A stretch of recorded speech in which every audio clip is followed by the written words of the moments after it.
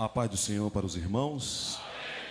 É bom estarmos aqui para adorar o nome do Senhor Jesus Cristo. Queridos irmãos, abra a vossa Bíblia comigo, no primeiro livro da Bíblia, Gênesis capítulo 30.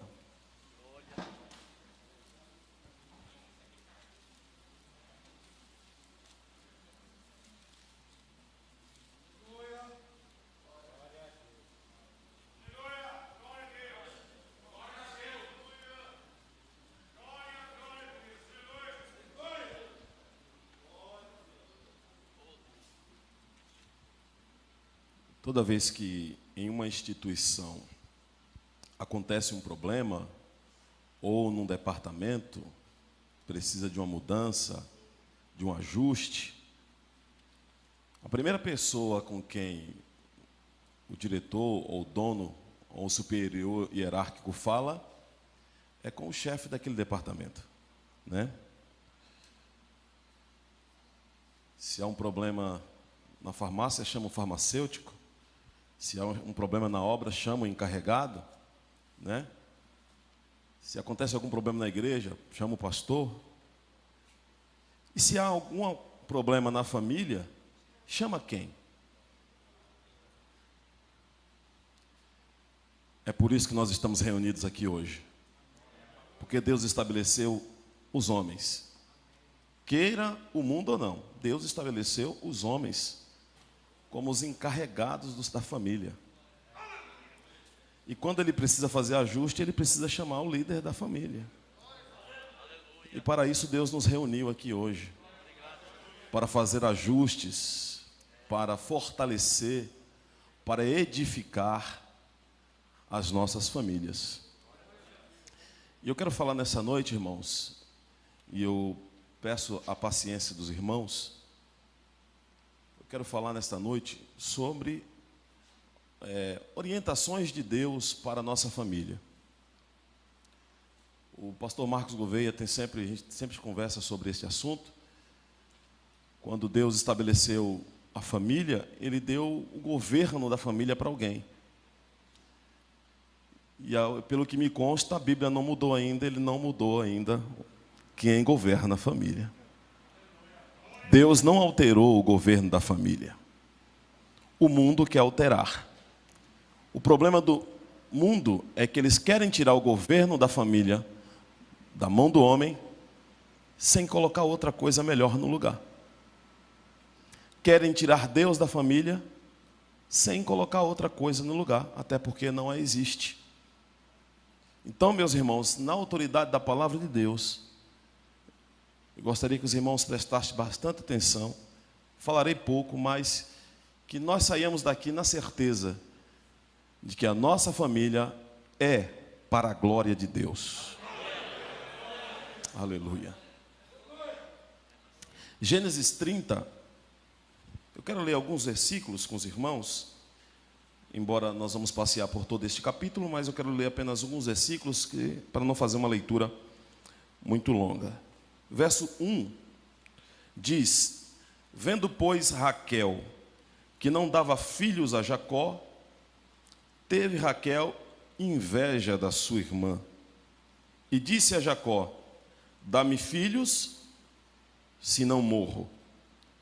Então se acendeu a ira de Jacó contra Raquel e disse: estou eu no lugar de Deus, que te impediu o fruto de seu ventre? E ela disse: eis aqui minha serva Bila, entra a ela, para que tenha filhos sob os meus joelhos, e eu assim receba filhos por ela. Agora vejam, irmãos, o versículo de número 14. E foi Rúben nos dias da cega do trigo, e achou mandrágoras no campo, e trouxe-as a Leia, sua mãe. Então disse Raquel a Leia: ora, dá-me das mandrágoras do teu filho. E ela disse: é já pouco que hajas tomado o meu marido? Tomarás também as mandrágoras do meu filho?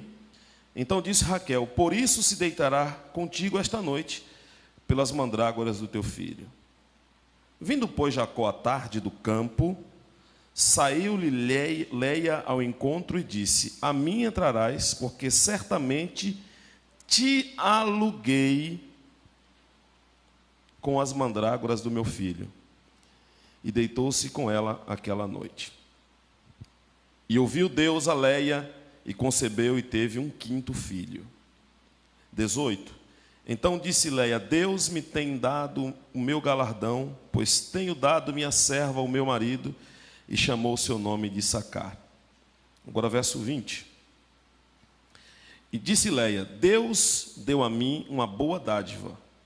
Desta vez morará o meu marido comigo, porque me tenho dado 6 filhos, e chamou o seu nome Zebulon. Agora verso 22. E lembrou-se Deus de Raquel, e Deus a ouviu, e abriu a sua madre. E ela concebeu e teve um filho, e disse: tirou-me Deus a minha vergonha. E chamou seu nome José, dizendo: o Senhor me acrescente outro filho. Meus irmãos, essa família que nós lemos aqui é uma das famílias mais importantes da Bíblia.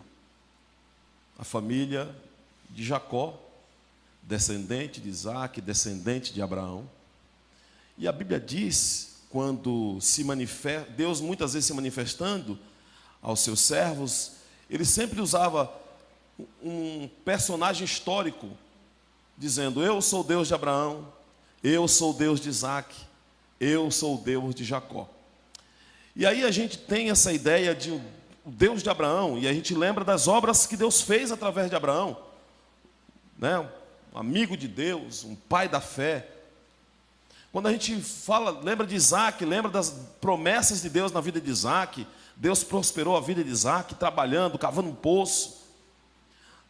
Quando a gente lembra de Jacó, a gente tem a ideia de Jacó, um homem que lutou com Deus e prevaleceu. Mas quando a gente olha para a família desses homens, dá uma espécie de um paradoxo. Fala: meu Deus, um homem que o Senhor utiliza como exemplo de fé, olhando para a família desses homens, nem parece que Deus passou por lá. Nem parece que Deus um dia pisou na família desses homens. Se fôssemos vizinhos de Jacó, é possível que alguns pais aqui não quisessem que suas filhas casassem com o filho de Jacó. Se fôssemos vizinhos de Jacó, é possível que não quiséssemos ter muita amizade com Jacó. Dado ao tratamento, ao andamento da sua família. Primeiro, ele casou com uma mulher pensando na irmã.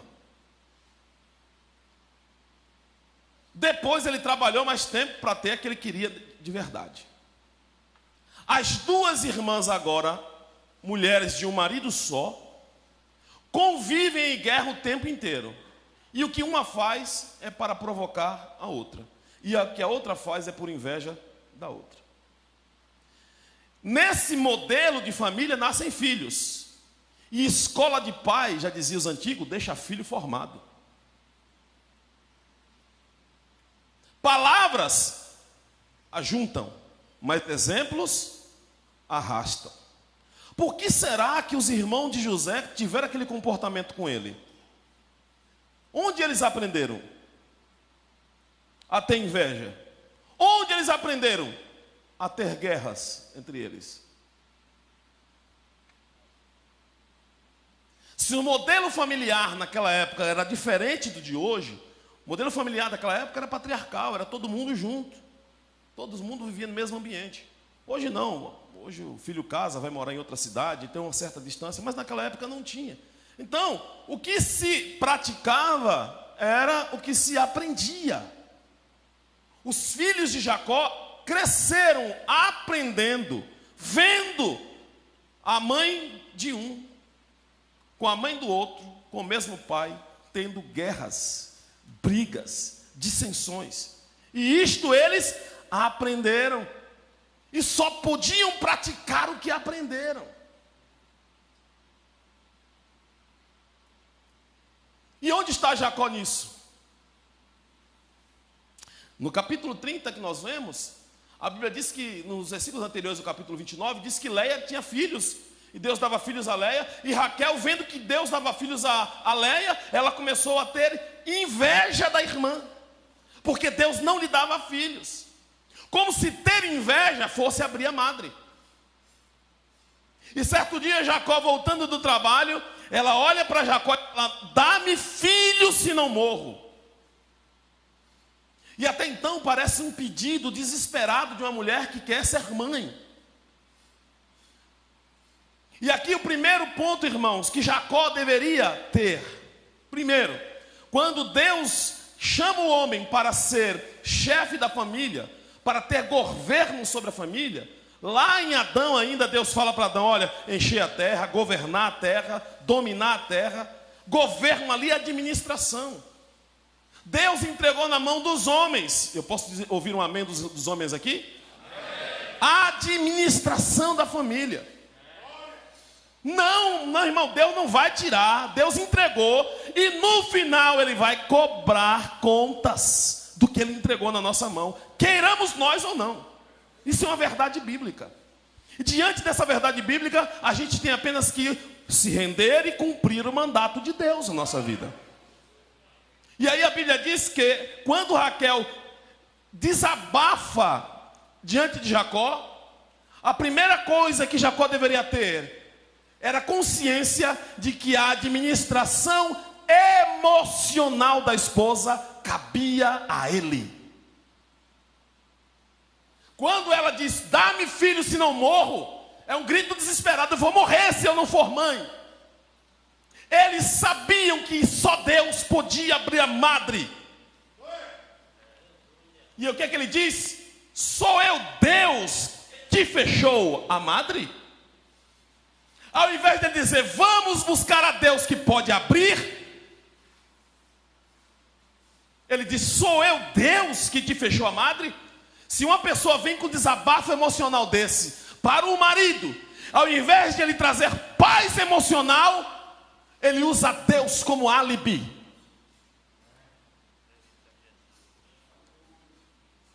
Cuidado, irmãos. Às vezes, na ânsia de demonstrar fé, a gente nega ela. Vou repetir. Na ânsia de demonstrar fé, às vezes nós negamos a fé. Porque a demonstração de fé verdadeira era reunir com a mulher, acalmar emocionalmente e falar: vamos buscar a Deus que Ele vai abrir a madre. Mas na verdade ele fez o contrário. Ele disse: sou eu Deus que te fechou. A Bíblia diz no livro de Tiago, capítulo 2, versículo 12: assim falai, assim procedei. O que determina, irmão, o destino da nossa família não é a fé que falamos, é a fé que praticamos. Vou repetir. O que determina o destino da nossa família não é a fé que falamos, é a fé que praticamos. Vejam só, ele disse: sou eu Deus que te fechou a madre. Então ele sabia que foi Deus que fechou. E se a gente sabe que foi Deus que fecha, a gente também sabe que é Deus quem abre. Amém? Então ele podia apaziguar emocionalmente a mulher e dizer: calma, Deus fechou, vamos orar para que Deus possa abrir. Na fala parece que ele tem fé, mas na prática ele nega. Porque aí vem a solução mirabolante da mulher, pastor Marcos.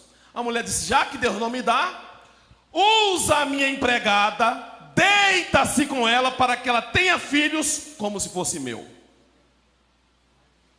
Se ele tem realmente fé, ele vai falar: não, minha filha, não vamos dar jeitinho não, nós vamos buscar Deus e Deus vai abrir a tua madre. Na fala, ele falou que era Deus que podia fazer. Na prática, ele seguiu o conselho da mulher. Quando a fala não acompanha a prática.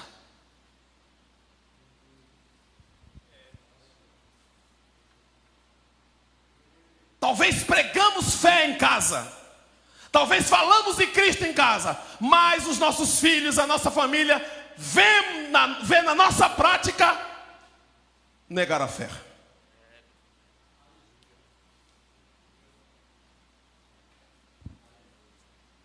Primeiro ponto, a administração emocional da nossa casa cabe a nós. Segundo, a administração da prática da fé na nossa família cabe a nós. Ele falou que Deus podia, mas na prática, ele não buscou a Deus. Na prática, ele preferiu se deitar com a empregada. Segundo ponto, quando há um problema na família, que ele sabia que só Deus pode resolver, ele não busca Deus. Ele comete outro erro. Qual? Ele envolve terceiros. O que tinha empregada de se meter por causa de que uma mulher não tinha filho? O que tinha uma serva da casa se envolver num problema que era unicamente entre marido, mulher e Deus? Quantas vezes, irmãos, em problemas familiares, a gente envolve quem não vai poder contribuir. Pelo contrário, vai potencializar o problema.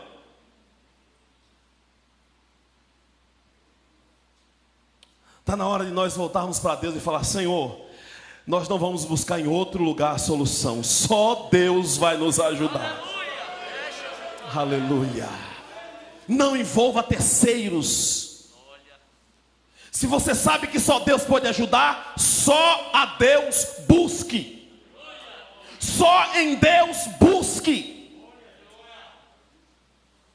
O problema, irmãos, é que quando a gente envolve terceiro na primeira vez, não precisa pedir para ele envolver de novo, que ele já se mete. Quer ver? A Bíblia diz, no versículo de número 3, que ela sugere que Bila tenha filho com Jacó. E o que aconteceu? Ela foi, versículo 4, assim lhe deu Bila sua serva por mulher, e Jacó entrou a ela. Concebeu Bila e deu um filho a Jacó. E aí Raquel celebra, olha só o verso de número 6. Então disse Raquel: julgou-me Deus e também ouviu a minha voz. Onde foi que ela orou aqui?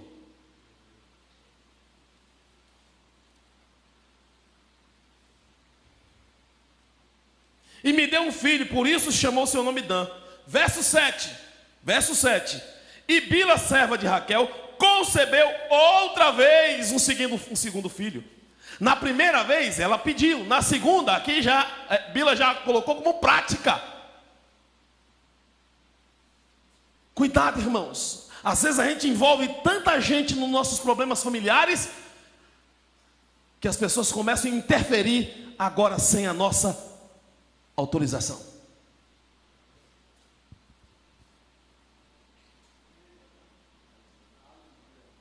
A administração espiritual, a administração emocional da nossa casa cabe a nós.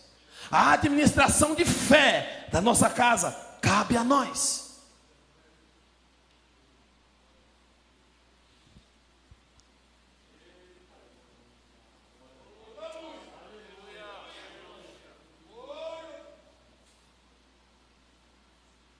Quando só Deus pode resolver, só Deus buscar.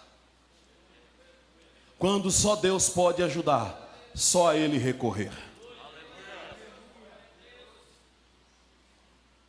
E os filhos crescem, os filhos se desenvolvem, e a Bíblia diz que um dia, na colheita do trigo, um dos filhos de Jacó, chamado Rúben, vai até a colheita do trigo, e na ânsia de voltar com o trigo, ou na esperança da família que ele voltasse com o trigo, diz a Bíblia que ele chega em casa com mandrágoras. E aí você, quando acha essas palavras meio estranhas na Bíblia, você vai falar: meu, mandrágora, nunca ouvi falar nessa palavra na minha vida, pastor André. E aí você vai investigar o que é mandrágora. No meio da colheita do trigo, você vai procurar mandrágora. Por que isso? E aí eu fui estudar e pesquisei e vi que mandrágora é uma planta rasteira, cresce no máximo 15 a 20 centímetros. O trigo ele cresce mais que 1 metro. A mandrágora é rasteira e cresce ali no meio, como quem nada, no meio do trigo. E diz a Bíblia que no meio da colheita do trigo, ele leva a mandrágora para casa. Para que servia a mandrágora? A mandrágora era um chá, uma planta que se fazia um chá servido em festa, um chá alucinógeno, que tinham propriedades, segundo eles, místicas, e quando as pessoas tomavam, as pessoas ficavam meio... Já havia entorpecente naquela época já, irmão. As pessoas usavam isso em festas, né? Para alegrar, né? Não se havia descoberto ainda outras bebidas alcoólicas. Então, nessa época, era mandrágora. E tinham também, segundo eles, ideias afrodisíacas. E aí o que acontece? Quando Rubem chega em casa com mandrágoras, a mãe dele diz: me dá. Era para trazer trigo, ele traz mandrágora. A mãe, ao invés de corrigir, aceita. A tia dele, irmã da mãe, quando vê mandrágora, fala assim: eu quero. Aí a irmã diz: já me tomou marido, quer também tomar a mandrágora do meu filho? Aí ela fala bem assim: eu tenho uma proposta, eu te dou mandrágora e tu dá meu marido de volta. Ok, fechou o acordo. Jacó vem chegando em casa do trabalho. Chegando em casa do trabalho, aí vem um e diz assim: ó, hoje tu não vai para deitar com ela não. Vai deitar comigo hoje. Por quê? Porque eu te aluguei pelas mandrágoras do teu filho. Você já pensou, irmão, uma família como essa que o camarada é trocado por mandrágora? Ela diz para ele: eu te aluguei hoje. E o pior de tudo, irmãos, não era falar o que fez, ele aceitar o que ela fez.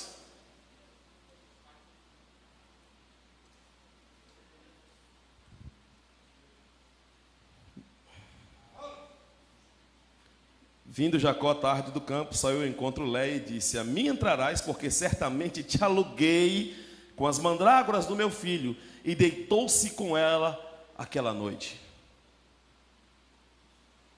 Ô irmão, quantos trabalhadores nós temos aqui? Trabalhador. Meu Deus, cadê os irmãos trabalhadores? Meu Deus.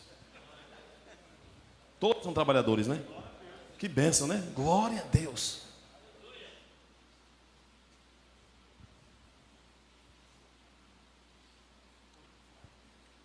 O que eu vou falar aqui, irmãos, preste bastante atenção, porque para que não haja ruído de comunicação,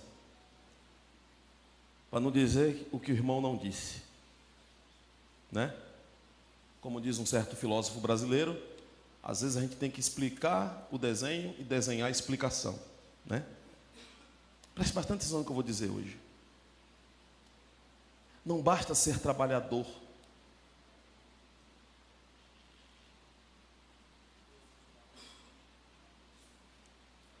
Porque muitos irmãos, infelizmente, são apenas trabalhadores.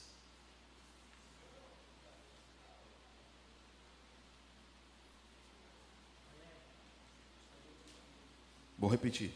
Muitos irmãos são apenas trabalhadores. E é ruim ser trabalhador, irmão Adilson? Não disse isso. São apenas trabalhadores.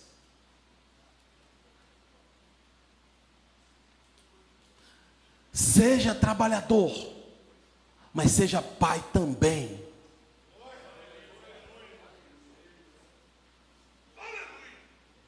Estávamos ontem no culto, acabou o culto, lá na Vila São José, junto com o pastor Toninho.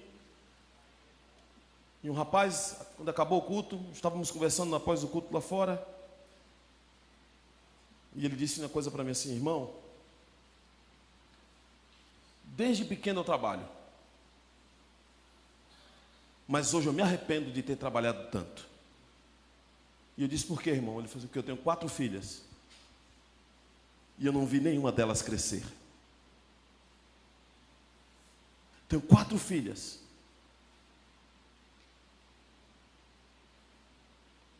E eu não acompanhei o crescimento das minhas filhas. Hoje eu me arrependo de ter trabalhado tanto. Jacó era trabalhador. Todas as vezes que as mulheres vêm falar com ele, é após ele vir do campo. Depois você lê esse capítulo com mais detalhe, irmão. O tempo não dá para a gente detalhar todas as coisas. Todas as vezes que alguém vai falar com ele está vindo do campo. Todas as vezes que a mulher ou o filho vai falar com ele está vindo do trabalho. Ok, mas ele não interferia. Ele não administrava o que acontecia, ele aceitava. O que o filho fez, ele aceitou. O que a mãe do filho fez, ele aceitou. Por quê? Porque ele se resumiu apenas a trabalhar. Não podemos relegar a paternidade a segundo plano.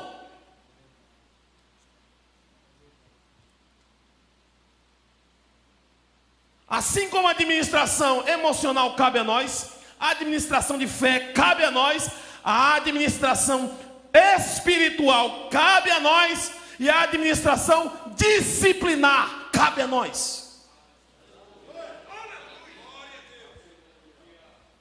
Jacó, infelizmente, era um pai omisso, e todo pai omisso torna-se agressivo. Por quê? Porque quando não tem mais jeito, ele quer dar uma cartada final e geralmente é agressiva.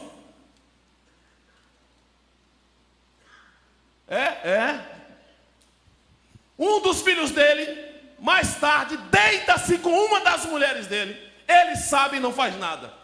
Na hora da morte, tinha a prática de abençoar os filhos antes de morrer. E quando o filho vem, pai, me abençoa, ele fala, não, vou te abençoar. Por que, pai, o senhor não vai me abençoar? Porque o senhor, você se deitou com a mulher do teu pai. Na hora de corrigir, ele não corrigiu. Na hora de dar bênção, ele foi agressivo. Não seja omisso, meu irmão. Não sejamos omissos, para que não sejamos agressivos depois. Negou a disciplina, também negou a bênção.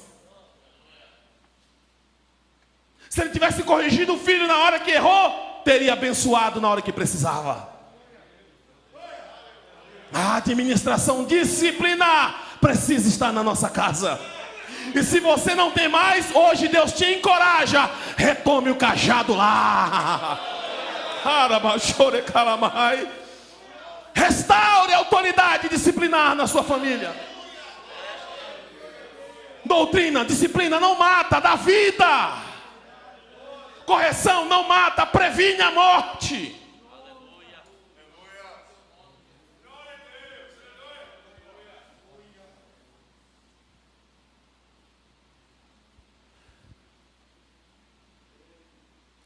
Que família é essa? E Deus continua dizendo, eu sou o Deus de Abraão, de Isaac e de Jacó também. Eu não sei qual o problema que está na sua casa. Quais os problemas que estão na sua casa. Talvez tenha acontecido problemas na sua casa, como aconteceu na família de Jacó. Mas tem um Deus que intervém na história. Quantos creem nesse Deus que intervém na história? A Bíblia diz que lembrou-se Deus de Raquel. Domingo eu falava lá na Vila São José que Deus não esquece, mas só Deus tem a capacidade de esquecer e lembrar quando quer lembrar. A Bíblia diz que Deus deixou Noé na arca, e a Bíblia diz que certo dia lembrou-se Deus de Noé lá na arca. Aleluia. Só Deus tem a capacidade de lembrar quando quer lembrar. A Bíblia diz que Deus lembrou-se de Raquel. E quando Deus lembrou-se de Raquel, deu-lhe um filho. E que filho Deus deu para Raquel? José. Porque na ideia de Raquel, Deus estava tirando-lhe a vergonha. Por que Deus é o Deus de Abraão, Isaac e de Jacó? Porque José nasceu. E José é uma figura de Cristo. Por que Deus restaura a família? Porque Cristo nasceu. Aleluia. Porque Cristo existe, Cristo é vivo. Diz a Bíblia no verso de número 22, lembrou-se Deus de Raquel, e Deus a ouviu e abriu a sua madre, e concebeu e teve um filho, e disse, tirou-me Deus a vergonha, e chamou o seu nome José. Meu irmão, Jesus pode tirar a vergonha da família. Jesus pode restaurar o lar que está em desgraça. Jesus pode restaurar a família que está em desassossego. Jesus pode restaurar a família que está em desordem. Jesus pode restaurar o lar. Por que em José Jesus restaura a família de Jacó? Porque José é a figura de Cristo. Vejamos, José cresce entre os irmãos. José é traído pelos irmãos. Jesus também. José é vendido. Jesus também foi vendido. José é preso entre dois homens. Um morre e outro recebe vida. Jesus também.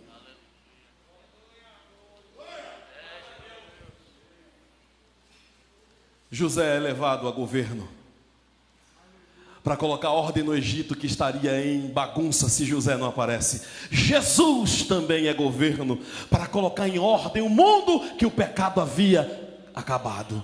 Jesus é a restauração para a família. Eu quero dizer para você nessa noite, meu irmão, e em Jesus Cristo é restaurada a nossa casa. Em Jesus tem administração emocional. Em Jesus tem administração de fé. Em Jesus tem administração de disciplina. Em Jesus a família tem vitória. Em Jesus a casa tem paz. Em Jesus a família tem restauração. Em Jesus a casa é uma bênção. Em Jesus há completa alegria no lar.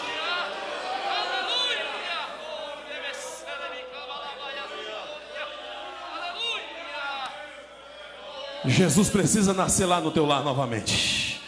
Se aparentemente Jesus sumiu da tua casa, hoje ele volta, ele nasce novamente na tua casa. Ele quer trazer novamente restauração espiritual na tua casa. Jesus é a solução para a tua família.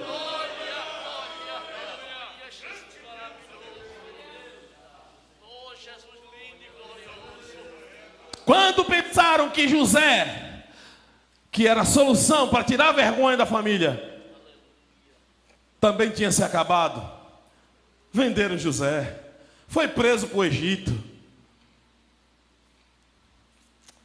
Aquilo que reputaram por destruição era a solução de Deus para restaurar a família. Oh, glória a Deus. A Bíblia diz que José é vendido, vai para o Egito, fica na casa de Potifar, depois é preso. Certo dia, o rei tem um sonho e ninguém consegue dar interpretação. Alguém diz assim, ó, tem um homem que pode dar interpretação. Aleluia.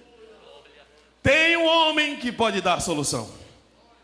Quem é? É José. Ele está lá. Onde está? Está no cárcere. No cárcere? É. Traz ele aqui. Aleluia. Quando traz ele, você é José? É. Olha, eu tive um sonho. Qual foi o sonho? O sonho foi esse. E aí os irmãos conhecem a história. José interpreta o sonho. E aí a Bíblia diz que passa um tempo, os irmãos de José chegam lá. Tudo providência de Deus. E tem aquela história, ele nega se conhecer, faz um enigma, traz todos os irmãos. Aí de repente a Bíblia diz que ele se dá a conhecer os seus irmãos. Quando ele se dá a conhecer os seus irmãos, os irmãos falam, pronto, estamos mortos. O que a gente fez com ele, ele vai nos matar. O que a gente fez com a vida dele, o que a gente fez contra ele, ele vai nos matar. Assim éramos nós perante a Cristo. Os nossos atos merecíamos morte pelos nossos pecados. Mas aí José olha para ele e fala, não, não fiquem com medo não, porque não foi vocês que me mandou para cá, mas Deus, para conservar-vos em vida, me mandou na frente. Aleluia. Oh, assim como Jesus, nós o entregamos, nós o traímos. A cruz era nossa, mas ele foi no nosso lugar. Para quê? Para nos conservar em vida, para trazer esperança para nossa casa, para trazer esperança para nossa família. Jesus veio primeiro.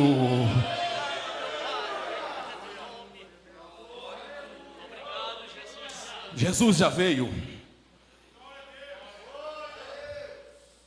Me perdoe os irmãos que gostam de frases de efeito. O melhor de Deus ainda está por vir. Tá não, já veio, Jesus. O melhor de Deus já veio. É Jesus para a tua casa, meu irmão. É Jesus para a tua família, meu irmão. Leva Jesus outra vez para a tua casa. Restaura a fé em Jesus outra vez na tua família. vir? Já veio. Já está presente.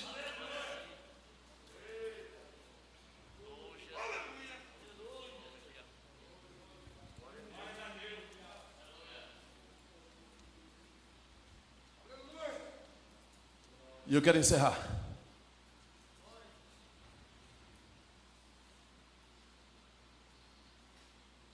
Certa vez, Jesus chega numa casa na cidade de Tiro e Sidom.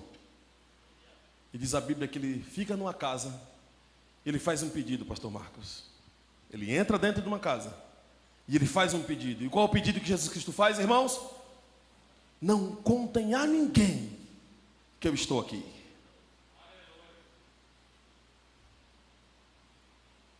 Ele entra dentro da casa e o pedido que ele faz: não contem a ninguém que eu estou aqui. Mas a Bíblia diz que logo a rua se fechou de gente. Cercaram a casa de gente. Porque diz a Bíblia que ele não podia esconder-se. E eu quero encerrar lembrando a frase do pastor e pregador Charles Spurgeon, que disse: se Jesus está dentro de uma casa, os vizinhos logo saberão. Aleluia. Se Jesus está na tua casa, a vizinhança vai saber. Se Jesus estiver na tua casa, logo as pessoas saberão. Leva Jesus para a tua casa. Eu não sei como a tua família é conhecida onde você mora, mas Jesus, se estiver lá, a vizinhança vai descobrir: Jesus está nessa casa aí. Jesus está na casa do meu vizinho aqui. E eu vou lá, aleluia, porque Jesus está na casa. Aleluia.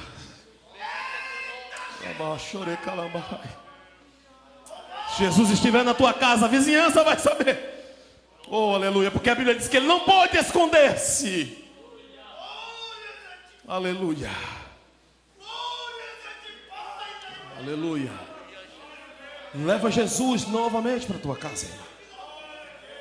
Que nós não precisamos de métodos, nós precisamos de princípio. Jesus. Oh, aleluia. Pregue Jesus para os seus filhos na prática. Anuncie Jesus para a sua família na sua prática. Que Jesus reine no seu lar. Que o nome de Deus seja glorificado através da tua casa, através da tua família. Que através de você, Jesus reine.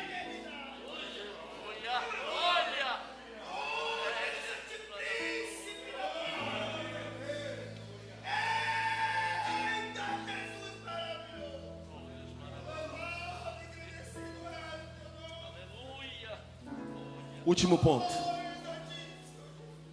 Administração emocional, cabe a nós. Administração espiritual, cabe a nós. Administração de fé, cabe a nós. Administração disciplinar, cabe a nós. Administração financeira, cabe a nós. Não basta ser trabalhador, não basta ser homem de Deus, tem que ser responsável financeiramente. A Bíblia diz no livro de Reis, no capítulo 4, que uma mulher procura o profeta Eliseu e diz: o meu marido temia o Senhor, e o Senhor sabe que o meu marido era servo de Deus, mas veio o credor e quer me levar os filhos. O homem era servo de Deus, o homem temia o Senhor, mas não era responsável financeiramente, porque morreu e deixou uma dívida impagável para a viúva. E a dívida foi tão grande que só o milagre pode salvar aquela família. Meu irmão, quantos irmãos, quantos homens se desarranjaram financeiramente e agora só o milagre pode restaurar as finanças na tua casa. E talvez por isso você não durma, talvez por isso tenha brigas com a sua mulher, porque financeiramente está tudo bagunçado. Mas eu disse que só o milagre pode salvar, e só o milagre vai vir. Assim como Deus mandou milagre para aquela viúva, vai mandar para a tua casa também, para restaurar a paz da tua família.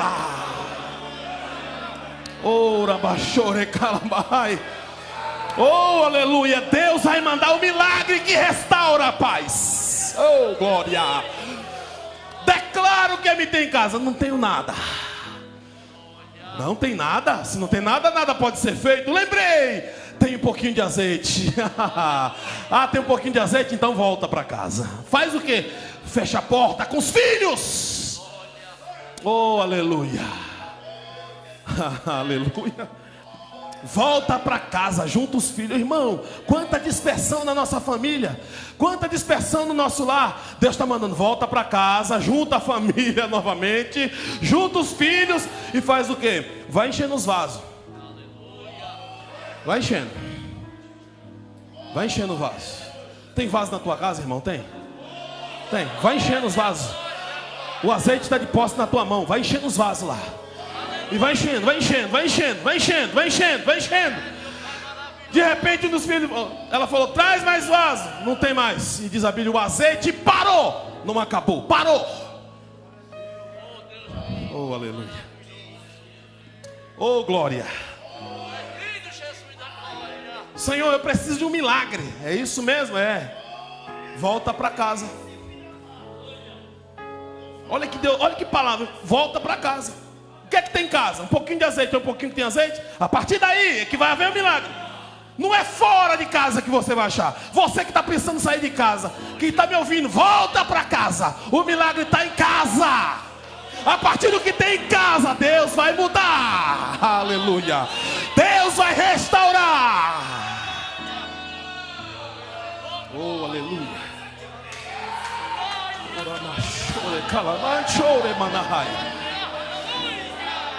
Oh, glórias.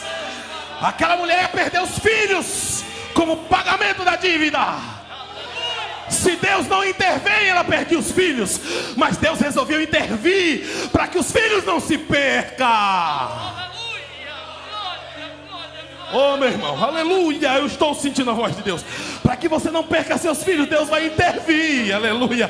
Deus vai intervir com milagre.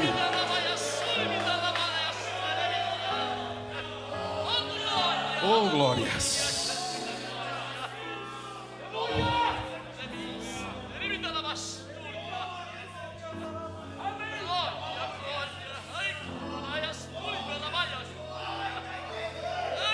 Oh, aleluia. Oh, glória. Tem intervenção do alto na família hoje. Tem intervenção, restauração, aleluia. Autoridade paterna novamente. Toma o cajado de novo na tua mão. Oh, aleluia. Eu sinto a voz de Deus nessa noite.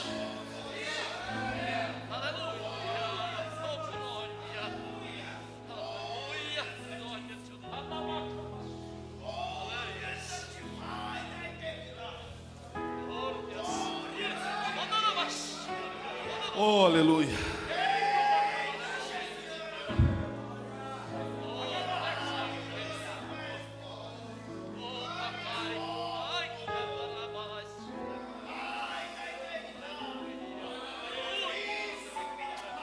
Oh, a mão de Deus está nesse ambiente.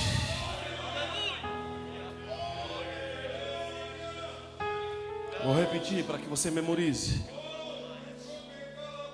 Oh, aleluia. O governo emocional, Deus está restaurando nesta noite. Quantos irmãos com as emoções atribuladas, Deus está dando paz. Como disse o apóstolo Paulo, Deus de paz guardará os vossos corações e os vossos sentimentos. Deus está trazendo governança de emoção na tua família hoje. O Deus de paz está restaurando hoje. A administração espiritual que estava de lado, restaure. A administração disciplinar, toma conta. De fé, levanta. Financeira, levanta. Porque você não vai estar sozinho. A mão de Deus vai te ajudar. A mão de Deus vai te ajudar. Oh, aleluia. Deus, oh, glória. Feche seus olhos aí que eu quero orar por você. A hora foi embora, meu Deus. Oh, aleluia. Sinto a tua presença aqui, Senhor. Oh, Deus, tu estás nesse ambiente. A palavra é tua, Senhor. Só tu pode restaurar. a paternidade, só tu pode restaurar a autoridade espiritual no lar. Tu pode restaurar a fé na família.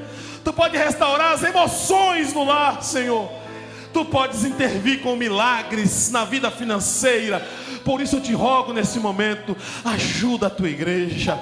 Eu ministro a bênção nessa noite para aqueles que estão me acompanhando com fé e tomam posse da bênção nesta noite.